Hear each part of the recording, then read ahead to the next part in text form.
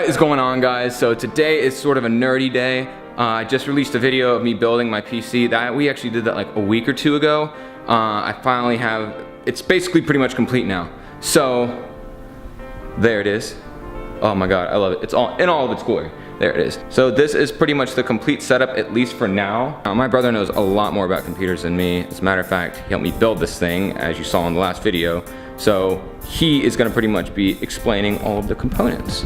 So enjoy. I'll start with the heart of the build. This is the AMD Ryzen 7 1700X. The reason why we went with this over something like an Intel 7700K is that it has 8 cores, 16 threads, which gives a lot of headroom in Adobe products for video editing. And it's also a very energy efficient CPU with the same 95 watt TDP. And it comes with a 3.4 gigahertz base clock, which is plenty of what we need, but we can't overclock. And then for our motherboard choice, we have the MSI Gaming Pro Carbon X370 motherboard. So we have the X370 chipset, which is the highest chipset from AMD. So we have things like USB Type-C on this motherboard.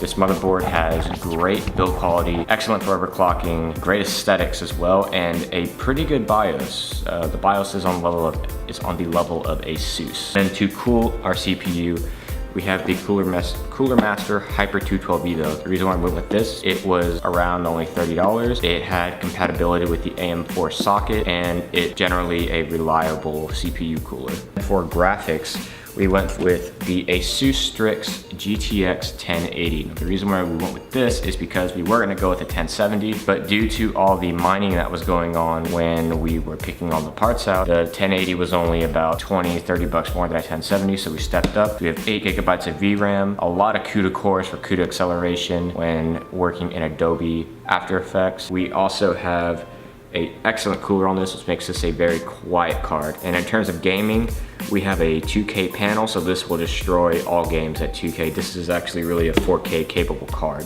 Move into storage, we have a 250 gigabyte OCZ Toshiba boot drive. So this is just for the boot for starting apps, Windows OS. It's a quick, reliable drive that wasn't too expensive. And then for mass storage, we went with probably the best hard drive in the business, the WD Black 2 terabytes. We have 2 terabytes of mass storage at 7200 RPM. This is a pretty fast hard drive, and it has a 5-year warranty, which means we have excellent reliability. Powering all of this, we have the EVGA Supernova G3 550 watt power supplies. This has an 80+ gold rating, so great efficiency. It is very quiet, has a 130 millimeter cooling fan. It is fully modular, so we have a lot of modularity in terms of how we can plug things in.